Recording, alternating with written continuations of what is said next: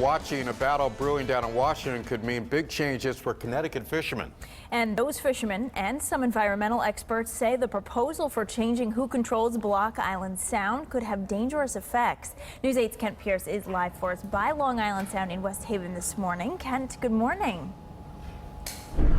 Good morning, Laura and Keith. Block Island Sound is way out there. It's off the end of Long Island, but it's used by plenty of Connecticut fishermen, and it's a prime breeding ground for an important kind of fish. Experts we spoke to said both could be hurt significantly by the changes being proposed in Washington. Now, Block Island Sound is between the end of Long Island, Montauk, New York, and Block Island, Rhode Island. It's water that's more than 3 miles from land, and that's usually under federal control. That's been the case for Block Island Sound for years. But Congressman Lee Zeldin from Long Island has introduced a bill that would change it, so half of it would be controlled by New York and half by Rhode Island. That area is a prime breeding ground for striped bass. In federal waters, you cannot fish for stripers, but New York and Rhode Island do allow commercial and recreational striped bass fishing, so this bill would allow fishing and potentially overfishing.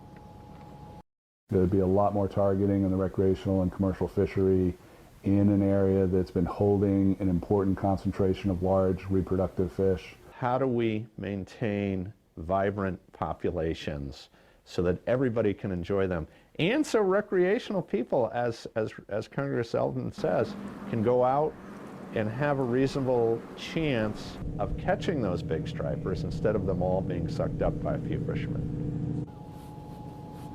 Congressman Zeldin said there would be little impact on the fish population. I contacted his office for clarification on that a few days ago and still have not heard back. His bill would shut Connecticut fishermen completely out of Block Island Sound.